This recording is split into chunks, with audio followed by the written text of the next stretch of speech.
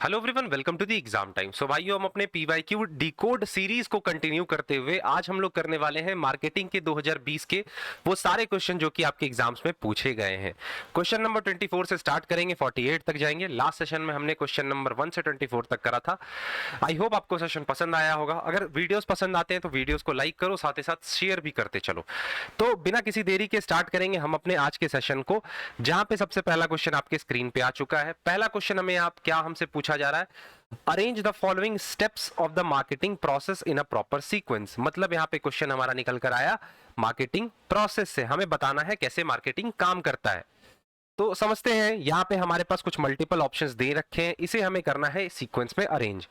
यहां पे पहला ऑप्शन कह रहा है construct an integrated marketing programme that deliver superior value. दूसरा कह रहा है capture value from customer to create profits and customer equity.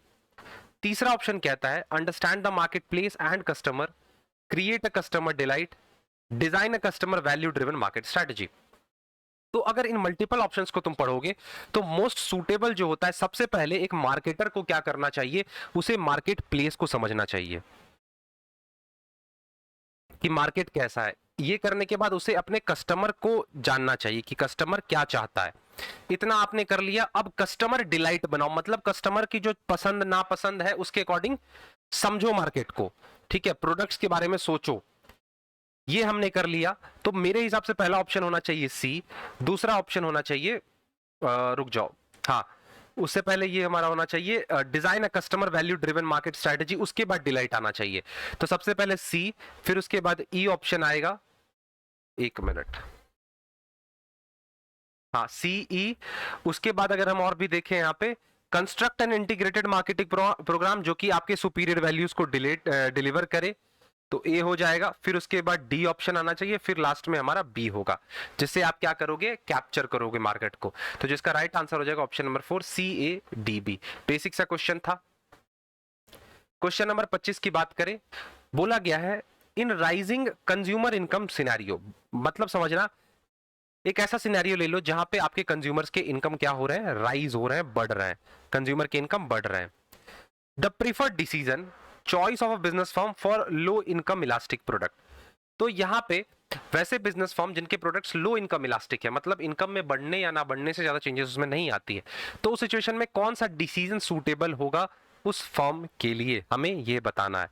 अब तुम खुद सोच के देखो, इनकम बढ़े या ना बढ़े, तुम्हारे प्रोडक्ट्स पे कोई फर्क नहीं पड़ रहा है। तो मतलब ये तुम्हारा कहने का हम कह सकते हैं कि नेसेसिटी टाइप्स वाले प्रोडक्ट्स हैं, जैसे नमक हो गए, मेडिकल चीजें, मेडिसिन वगैरह हो गई।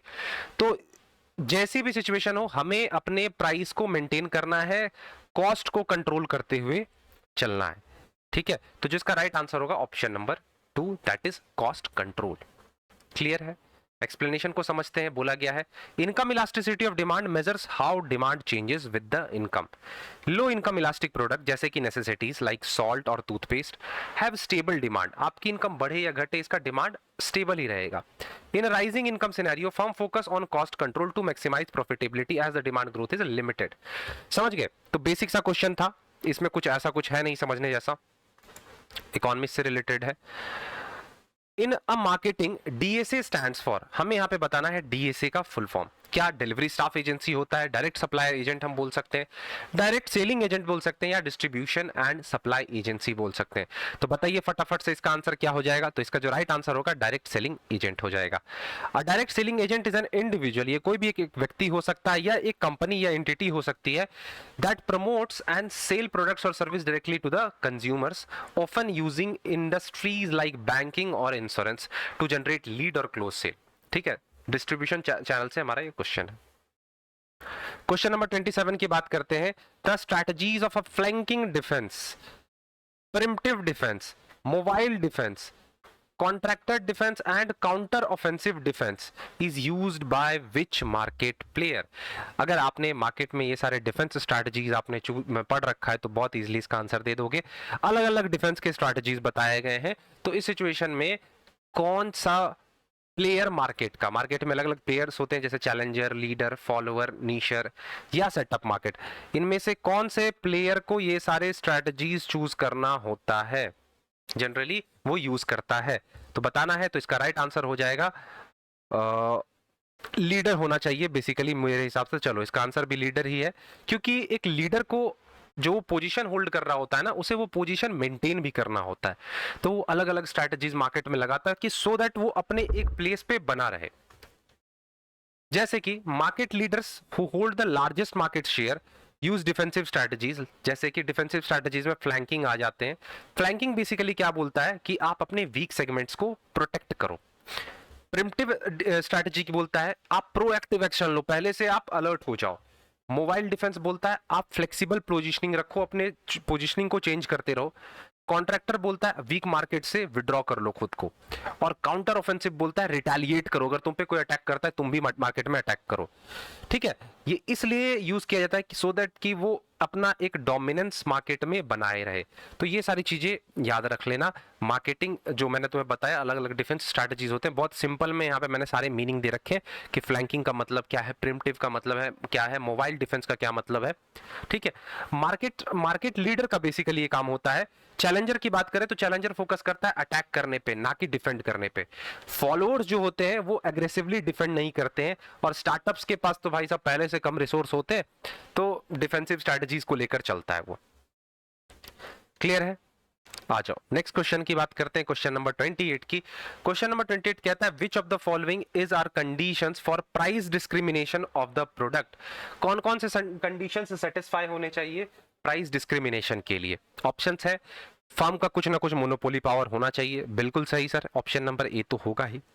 Price elasticity of demand for the product in different market must differ, ठीक है। मार्केट मस्ट बी सेपरेबल और एबल टू सेगमेंटेड, और free entry and exit of a firm. तो कौन सा आंसर आपके हिसाब से यहां पे होना चाहिए जहां पे आप प्राइस को डिस्क्रिमिनेट कर सकते हो, अलग अलग कस्टमर से अलग अलग प्राइसेस चार्ज कर सकते हो? तो भाई साहब ऑप्शन डी तो होगा नहीं। अगर फ्री एंट्री एंड एग्जिट रहेगी तो ये होने से रहा, तो डी जिस में इसमें कट कर दो सबसे पहली बात। तो ऑप्शन ए बी सी इसका आंसर होना चाहिए। ठीक है, क्लियर है? Price discrimination involves charging different price to different customer segments for the same product. इसके लिए आपका मोनोपोली होना जरूरी है, प्राइस इलास्टिसिटी में डिफरेंस होना चाहिए, और मार्केट को आप सेपरेट कर सकोगे इनटू डिफरेंट सेगमेंट, तभी आप प्राइस डिस्क्रिमिनेट कर सकते हो। आ जाते हैं क्वेश्चन नंबर 29 पे। क्वेश्चन नंबर 29 कहता है कि some doctors charge patients for missed appointment. ठीक है, कुछ अपॉइंटमेंट छूट गया, कभी वो नहीं पहुंच पाया, तो वो उसके चार्ज करता है। Because the service value existed only at that point of time. ठीक है, डॉक्टर की भी सर्विस की वैल्यू है, उसका ये कहना है कि भाई मेरे सर्विस की वैल्यू है, उस टाइम तक ही वो उसकी रही। And disappeared when the patient did not show up, अगर आप नहीं आए तो वो खत्म हो गए। Is an example of which one of the following four service characteristics. Service के कैरेक्टरिस्टिक्स होते हैं, आपको बताना है इसका राइट आंसर। तो बहुत बच्चों वाला बेसिक वाला क्वेश्चन, इसका राइट आंसर हो जाएगा पेरिसेबिलिटी, मतलब सर्विस भी पेरिसेबल और नॉन पेरिसेबल वाले चीजों में आ सकता है एक पॉइंट ऑफ टाइम तक। सर्विस के चार कैरेक्टरिस्टिक्स होते हैं। इसमें क्या पूछा गया था, which one of the following four service categories, इनमें से चार कौन सा did not show is an example which one of the following, किसका एग्जाम्पल है? तो सर्विस के यहां पे कहा गया, सर्विस के चार कैरेक्टरिस्टिक्स होते हैं। पहला था इंटेंजिबिलिटी। टेंजिबिलिटी का मतलब है कि जिसे आप टच नहीं कर सकते हो, बस फील कर सकते हो। इनसेपरेबिलिटी मतलब अलग नहीं कर सकते हो। वेरिएबिलिटी जो कि क्वालिटीज में वेरी करेगा, क्योंकि सर्विस हो सकता है अलग व्यक्ति अलग तरीके से आपको दे रहा हो। एंड पेरिसेबिलिटी, इसको आप स्टोर नहीं कर सकते हो। तो पेरिसेबिलिटी का मतलब होता है लॉस्ट अपॉर्चुनिटी, अगर आपने सर्विस नहीं कंज्यूम करा तो वो चला गया अपॉर्चुनिटी। तो ये क्वेश्चन हमारा निकल कर आया सर्विस मार्केटिंग से। आ जाते हैं क्वेश्चन नंबर 30 पे। यहां पे हमें मैच दे रखा है, तो ये क्वेश्चन मैं आप पे छोड़ता हूं। आपको ऑथर्स दे रखे हैं, ऑथर्स के आइडियाज दे रखे हैं, तो अब तुम्हें यहां पे मैच करना है। ऑप्शंस देख लो, ठीक है, आंसर भी चलो मैंने बता दिया, एक बार इस क्वेश्चन को ध्यान से देख लेना। चलो बात करते हैं क्वेश्चन नंबर 31 की। Which of the following are true about delivering customer value. अपने कस्टमर को वैल्यू डिलीवर कर रहे हो, तो उस पॉइंट ऑफ व्यू से कौन सा स्टेटमेंट या कौन सा लाइन यहां पे सही है? बोला गया company can go alone in creating customer value. ठीक है, दूसरा ऑप्शन कहता है company must work within a broader network of partners to accomplish customer value. तीसरा कहता है individual companies and brands compete, their entire value delivery networks do not. ये कहने का है इंडिविजुअल कंपनी और ब्रांड आपस में compete करते हैं, उनकी डिलीवरी नेटवर्क का उनसे कोई लेना देना नहीं होता इस कंपटीशन से। Individual delivery networks do, option E है value is equals to, value की बात की जा रही, वैल्यू क्या होता है, value is equals to contribution upon में कॉस्ट, कंट्रीब्यूशन अपॉन में कॉस्ट। तो अब तुम्हें बताना है इसका राइट आंसर कि कस्टमर वैल्यू जो डिलीवर हम लोग करते हैं उस पॉइंट से कौन सा स्टेटमेंट यहां पे ट्रू है। तो इसका जो राइट आंसर हो जाएगा ऑप्शन नंबर बी, डी और ई हो जाएगा। ठीक है, क्लियर है। क्योंकि देखो एक कंपनी कभी भी अकेले कस्टमर वैल्यू नहीं बना सकती है, तो ए जिस जिस ऑप्शन में उसमें पहले ही तुम हटा दो, इसमें भी है इसमें भी है। दूसरा ऑप्शन बी हमने देखा कंपनी को एक अपने ब्रॉडर नेटवर्क के साथ काम करना होता है सो दैट तभी वो अपने कस्टमर तक पहुंच पाएगा। ऑप्शन सी कहता है individual companies and brand company, नहीं सर, आगे क्या बोला गया, entire value delivery networks do not, मतलब आपके डिलीवरी चैनल्स कंपटीटर के डिलीवरी चैनल से compete नहीं करते हैं, जी नहीं, ऐसा नहीं होता है, पूरी चैनल यहाँ पे compete करती है। तो ऑप्शन सी जिस जिसमें उसमें हटा दो, तो हमारा हट गया, बच गया हमारा कौन सा, option number 4। Delivering customer values involves creating and providing products / services that meet customer needs। तो इसमें कुछ जानने जैसा नहीं है। आ जाते हैं क्वेश्चन नंबर 32 पे। 32 कहता है इनमें से मास मार्केटिंग को लेकर कौन सा स्टेटमेंट ट्रू नहीं है, नॉट ट्रू है। ठीक है, provides very little scope for customization, deals with customer directly, normally followed in the case of FMCG और SMCG goods, और relies heavily on advertising। Mass marketing की बात यहाँ पे हो रही है, तो जिसका राइट आंसर होगा डील्स विद कस्टमर डायरेक्टली। बात जहां पे हो रही है मास, मतलब कहने का है लार्ज नंबर ऑफ कस्टमर तक प्रोडक्ट के बारे में पहुंचाना, लार्ज। तो यहाँ पे कस्टमर से डायरेक्टली कैसे आप डील कर रहे हो, मास मार्केटिंग, आपने होर्डिंग लगा दिया, ठीक है, बिलबोर्ड्स वगैरह, तो यहाँ डायरेक्टली आप डील नहीं कर रहे हो, लार्ज नंबर ऑफ कस्टमर तक आप पहुंचने की कोशिश कर रहे हो सिंगल एडवर्टाइजमेंट मेथड के थ्रू। तो ऑप्शन नंबर 2 जो है इसका राइट आंसर हो जाएगा। अच्छा, एसएमसीजी का फुल फॉर्म क्या है, तो slow moving consumer goods, FMCG fast moving consumer goods.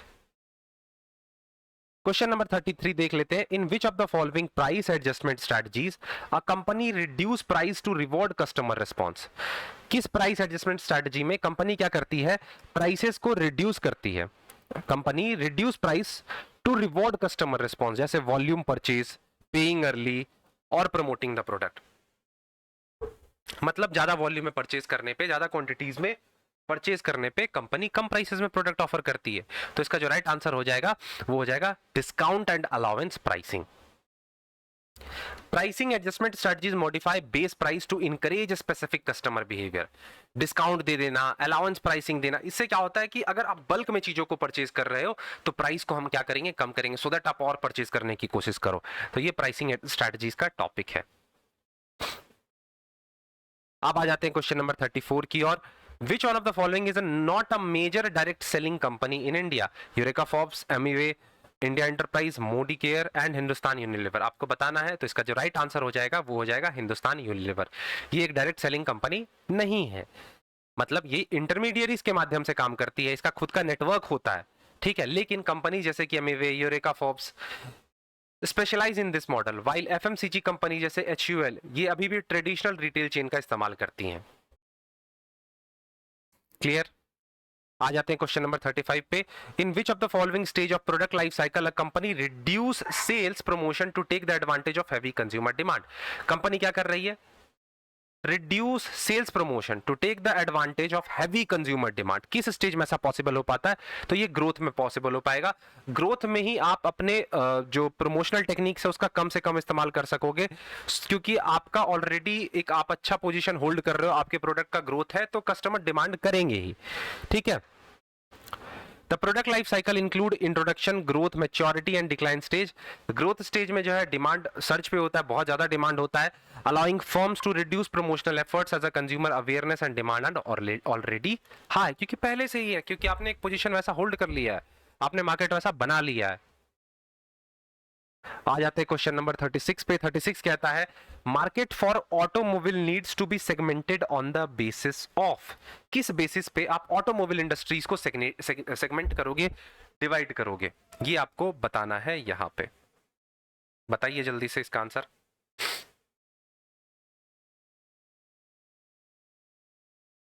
ठीक है, बताना है आपको बाइंग बिहेवियर के बेसिस पे करोगे, साइकोग्राफिक के बेसिस पे करोगे, जियोग्राफिक के बेसिस पे करोगे, या फिर डेमोग्राफिक के बेसिस पे करोगे।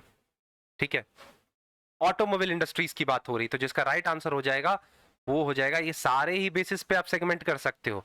कस्टमर का बाइंग पैटर्न कैसा है, ठीक है, साइकोग्राफिक उसके मेंटेलिटी कैसी है, ज्योग्राफिक किस रीजन से बिलोंग करता है, और डेमोग्राफिक भी कह सकते हैं। ओवरऑल सारी चीजें इसमें आ जाएगी ज्योग्राफी को भी लेकर। ठीक है,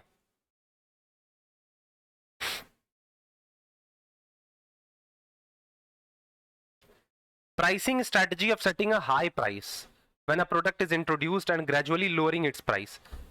जब प्रोडक्ट आया मार्केट में, आपने बहुत अच्छा खासा प्राइस चार्ज किया, फिर धीरे धीरे आपने क्या किया, प्राइस को कम करना स्टार्ट कर दिया, तो इसको हम लोग बोलते हैं स्कीमिंग। स्कीमिंग का क्या मतलब होता है, मलाई उतारना। ठीक है, तो हम कह सकते हैं कि स्कीमिंग, स्टार्टिंग में हमने अच्छा खासा प्रॉफिट छाप लिया, अब धीरे धीरे हो सकता है डिमांड कम हो, तो चलो प्राइसेस भी कम कर देते हैं, तो ये कहलाता है स्कीमिंग हमारा। पेनिट्रेशन क्या होता है, आपको अगर मार्केट शेयर गेन करना है तो आप शुरुआती दौर में प्राइसेस कम रखोगे। पीक लोड प्राइस की बात करें, ये डिमांड के बेसिस पे काम करता है। और डंपिंग क्या होता है, आप अपने लागत से भी कम में प्रोडक्ट को बेच रहे हो। ठीक है, बेसिकली इंटरनेशनली ये चीज होता है, तो इसको हम लोग नाम देते हैं डंपिंग।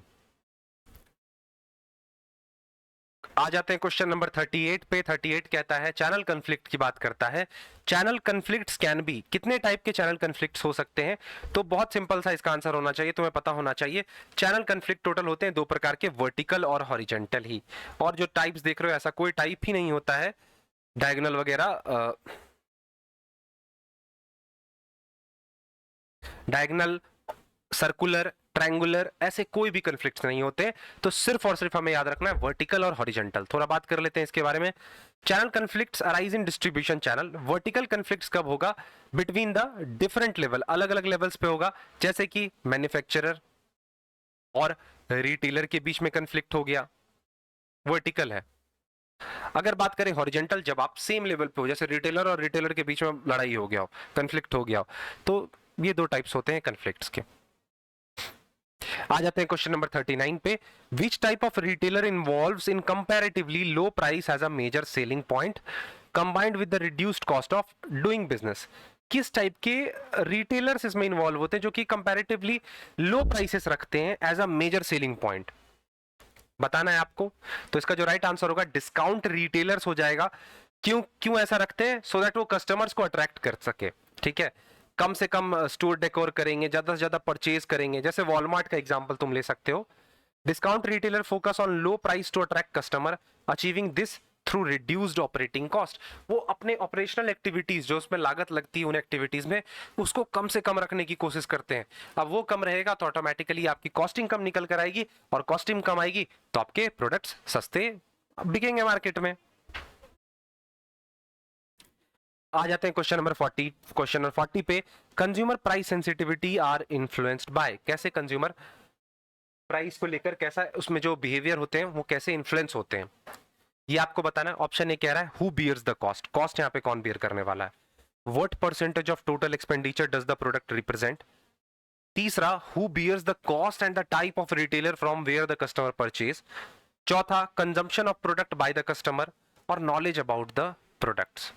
ये सारे क्या है सर, फैक्टर्स हैं जिससे कंज्यूमर की प्राइस सेंसिटिविटी जो होती है वो इन्फ्लुएंस होती है।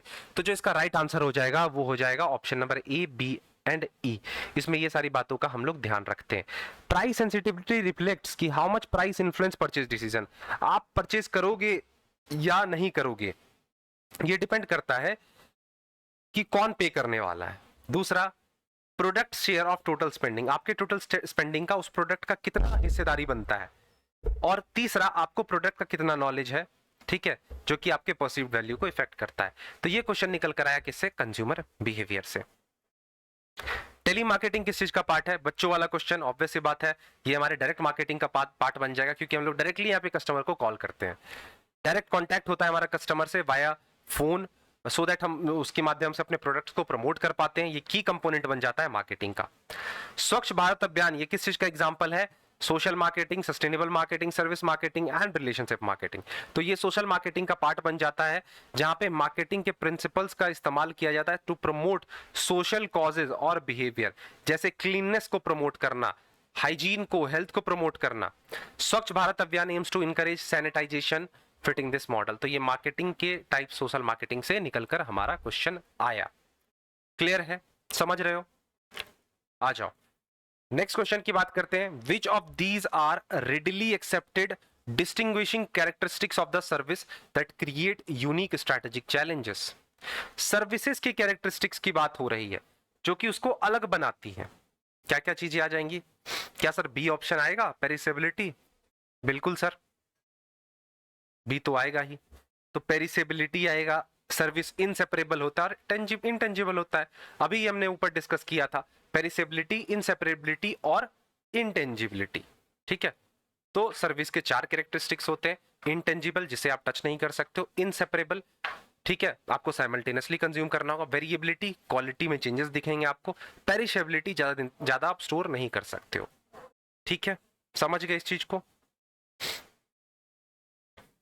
चलो आ जाते हैं अपने नेक्स्ट क्वेश्चन पे। Question number 44। A marketer needs to aware of the criteria by which the effectiveness of their segmentation produce can be assessed। ठीक है, एक मार्केटर को अवेयर होना होता है कि वो जो क्राइटेरिया जिससे मार्केट के सेगमेंटेशन, जो मार्केट सेगमेंटेशन होता है उसके इफेक्टिवनेस को मेजर किया जाता है। तो इसमें आपको बताना इनमें से कौन सा वो क्राइटेरिया नहीं है for evaluating the results of resulting market segment. मतलब फैक्टर्स होते हैं ना मार्केट सेगमेंटेशन के, वो आपको बताना है। पेरिशेबिलिटी, साइज, मेजरेबिलिटी और एक्सेसिबिलिटी, कौन सा होने वाला है? तो इसका जो राइट आंसर हो जाएगा वो पेरिशेबल हो जाएगा। पेरिशेबल अभी हमने देखा सर्विस के कैरेक्टरिस्टिक्स में आता है। आपको आपके सेगमेंट का साइज देखना होगा, मेजरेबिलिटी देखना होगा कि आप उसे मेजर कर पा रहे हो या नहीं, और एक्सेसिबिलिटी भी देखना होगा कि क्या आप उसे एक्सेस कर पा भी रहे हो या नहीं कर पा रहे हो। लेकिन एक सेगमेंटेशन का पेरिशेबल होना ना होना मायने नहीं रखता है। आ जाते हैं क्वेश्चन नंबर 45 पे।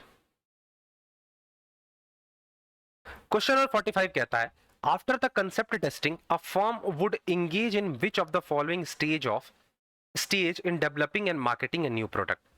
ठीक है, नए प्रोडक्ट की बात यहां पे हो रही है। आपको इस नए प्रोडक्ट को डेवलप करना है और मार्केट करना है। आपने क्या कर लिया? कंसेप्ट टेस्टिंग कर ली है। कंसेप्ट टेस्टिंग हो गई हमारी। तो अब हमें कौन सा काम करना है? टेस्ट मार्केटिंग, मार्केट स्ट्रैटेजी बनानी है, बिजनेस को एनालाइज करना है या प्रोडक्ट डेवलप करना है। तो सबसे पहले आपको स्ट्रैटेजी बनाना होगा। आपने आपका जो कंसेप्ट था, आपने जो सोचा था उसको आपने टेस्ट कर लिया। अब उस सोचे गए कंसेप्ट को कैसे मार्केट में सक्सेस दिलाना है वो बात करेगा कौन? Marketing strategy development. प्रोसेस की अगर बात कर ले तो ये आता है न्यू प्रोडक्ट डेवलपमेंट से। प्रोसेस अगर देखो तो सबसे पहले यहाँ पे हम लोग क्या करते हैं? आइडिया जनरेट करते हैं। क्या आता है? Idea generation. आइडिया जनरेशन करने के बाद जो भी माइंड में आइडियाज आए उसमें से हम लोग क्या करेंगे? स्क्रीनिंग, उसे छांटना स्टार्ट करेंगे। अब हम लोग कंसेप्ट डेवलप करेंगे या कहो तो कंसेप्ट टेस्ट करेंगे। छांटने के बाद जो भी कुछ निकल कर आएगा उसको टेस्ट करते हैं उस कंसेप्ट को। फिर उसको कैसे मार्केट में सक्सेस दिलाना है, मतलब मार्केट स्ट्रेटजी डेवलपमेंट, ये करेंगे। ये होने के बाद बिजनेस को एनालाइज करना। बिजनेस एनालाइज करने के बाद प्रोडक्ट को डेवलप करना। प्रोडक्ट आपने बना लिया, अब फाइनली मार्केट में आप क्या करोगे? टेस्ट करोगे और उसे मार्केट में कमर्शियलाइज कर दोगे। ठीक है, तो जो है समझ गए होगे तुम ये। अब हमें बताना है सीआरएम का प्रोसेस, कस्टमर रिलेशनशिप मैनेजमेंट का प्रोसेस। तो कैसे स्टार्ट होता है? क्या हम सबसे पहले टारगेट मार्केट को आइडेंटिफाई करेंगे या फिर कस्टमर डेटा को एनालाइज करेंगे या डेटा को कलेक्ट करेंगे? तो जाहिर सी बात है सबसे पहले हम लोग डेटा कलेक्ट करेंगे। ऑप्शन बी से शुरुआत करेंगे। डेटा कलेक्ट कर लिया, अब उसके बाद कस्टमर के डेटा को एनालाइज करेंगे। एनालाइज करने के बाद हम लोगों को क्या करना चाहिए? जल्दी बताओ। क्या टारगेट कस्टमर्स को आइडेंटिफाई करेंगे? बिल्कुल सर, टारगेट कस्टमर को आइडेंटिफाई करोगे, बी सी डी। उसके बाद सीआरएम प्रोग्राम्स डेवलप होगा और फाइनली हम लोग क्या करेंगे? उस प्रोग्राम को इंप्लीमेंट कर देंगे। ठीक है, customer relationship management involves collecting customer data, analysing it, identify target customers. आपको उनके लिए अलग अलग प्रोग्राम्स डेवलप करने होंगे, फिर उसको आपको क्या करना है? इंप्लीमेंट करना है। तो सीआरएम के प्रोसेस से 2020 में डायरेक्ट क्वेश्चन आपसे पूछ लिया गया था। आ जाते हैं क्वेश्चन नंबर 47 पे। 47 कहता है सर्वे इंस्ट्रूमेंट्स की यहां पे हम लोग बात करेंगे।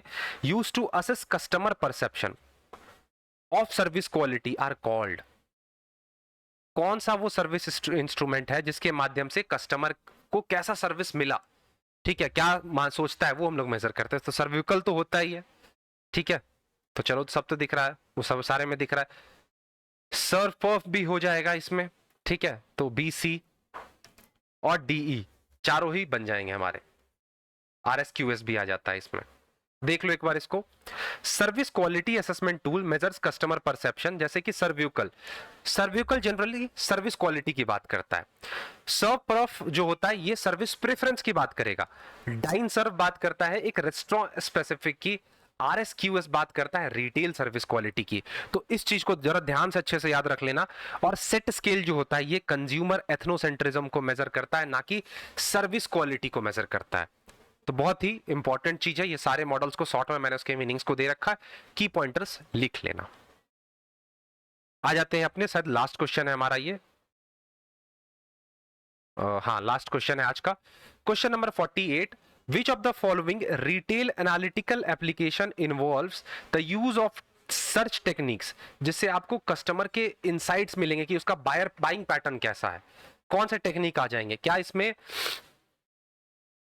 फैक्टर एनालिसिस होगा, रिग्रेशन एनालिसिस होगा, डेटा माइनिंग होगी, डेटा स्क्रैपिंग होगी, या डेटा क्लोनिंग होगी? तो बताइए इसका आंसर क्या हो जाएगा।